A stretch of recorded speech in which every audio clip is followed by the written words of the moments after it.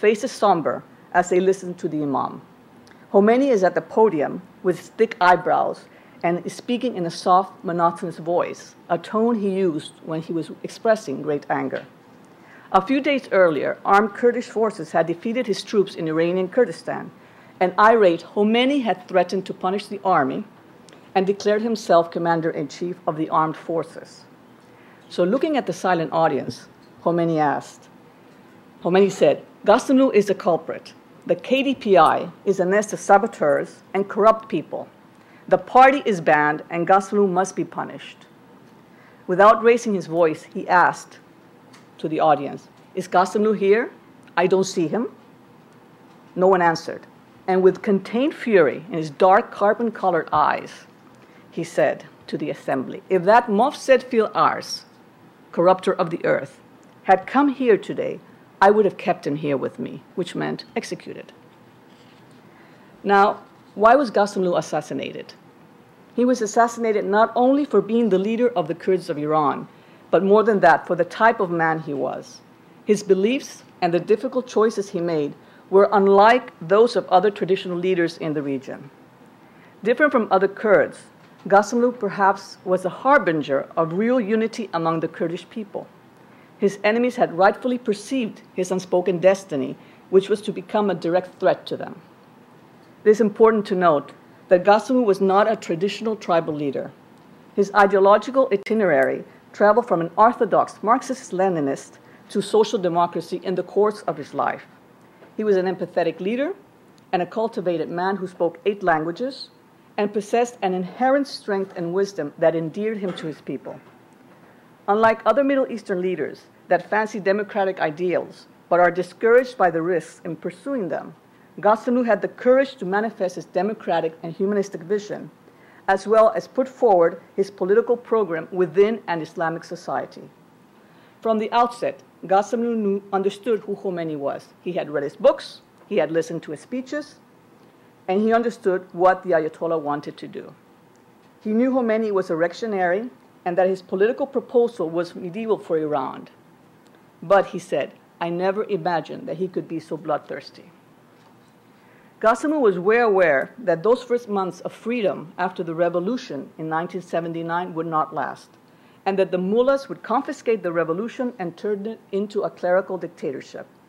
He believed that under the iron grip of the Ayatollahs, there could be no democratic progress in the country. During those turbulent months of 1979, Ghassemlou was building the armed resistance of the Peshmergas, Kurdish guerrillas, and at the same time, he was working to reach an agreement with the government. Now, even though Ghassemlou was meeting with the authorities from Tehran and went to visit Khomeini twice, he knew that the government was buying time.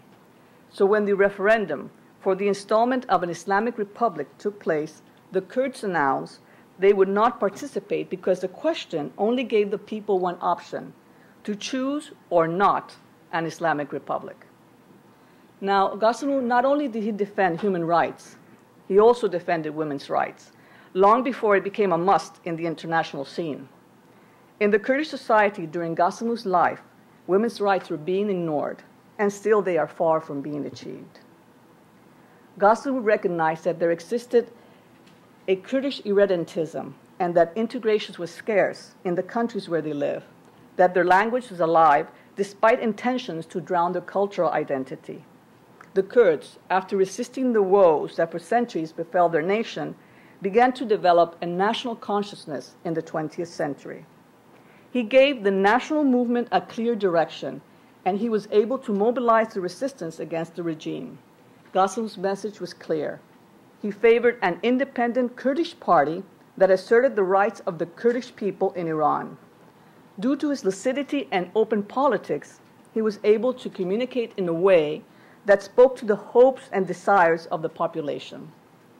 Ghassemlou rapidly emerged as the ideological leader of the Kurdish national movement. For the Kurds, he became the leader who could bring change to their lives. He engendered and represented national pride.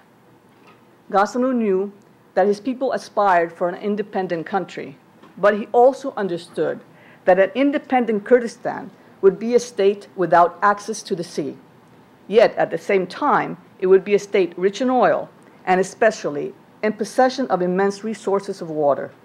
Water is the biggest problem in the Middle East and could spark future wars in this region. Without oil, people are poor, he said. Without water, they cannot survive. Ghassemlou was the first Kurdish leader to envision a solution that overcame the obstacles inhibiting the creation of a Kurdish state. That is why he accepted a realistic plan to choose the path of autonomy within a democratic Iran. Until his last breath, Ghassemlou pragmatically defended a real solution for his people. In the tapes found by the Austrian police of his discussion with Iranian emissaries, Ghassemlou stated very clearly that there were only three solutions to the national problem: independence, federalism, and autonomy. Independence represented the ultimate solution, which he considered unrealistic. He would agree to a federal union if the rest of the minorities wanted it, but nothing less than local autonomy would be acceptable. He was demanding the minimal concession, autonomy. He understood both the weaknesses and strengths of the Kurds. He was a tolerant man of dialogue. Because he was respected for his political and intellectual wisdom about the Kurds, including his keen sense of diplomacy and international perspective, his vast culture, and his charisma, he was able to bring opposing political parties to a negotiation table. Ghassemlou knew that unity among the Kurds was of prime importance. In fact, he was tormented by the division among the Kurds. Politics in this part of the world paralyzed any forward movement. Nothing lasted. No agreement was respected. For the Kurds had a tribal concept of politics based on the unconditional support of their chief, not those of a particular program. All of this became the Achilles heel of the Kurdish movement, making it ever vulnerable to the manipulations of regional governments.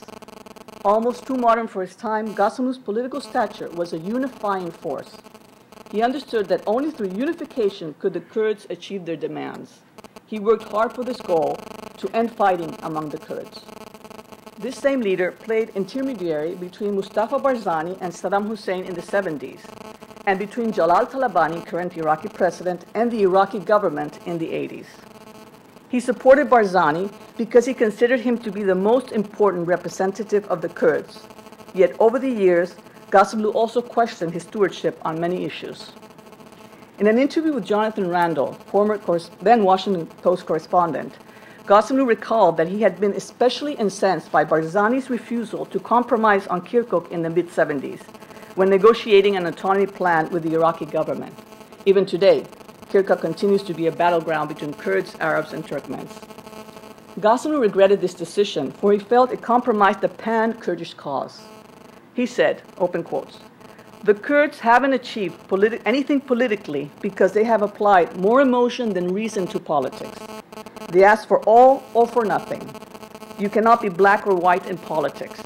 What's possible today may not be possible tomorrow. I think Barzani should have accepted the Kirkuk deal, consolidated autonomy, and fought in the future for the rest of the Kurdish goals. If Kurdistan had been autonomous," he said, "and Barzani kept his troops, when the revolution happened in Iran in 1979, the Iranian Kurds would have been in a better position. In politics," he said, "it's not intention that counts, but the relation of forces. If the Kurds had been capable of consolidating their autonomy, Baghdad would have had to accept a fait accompli. The failure of the March 1975 negotiations was a repetition of the failure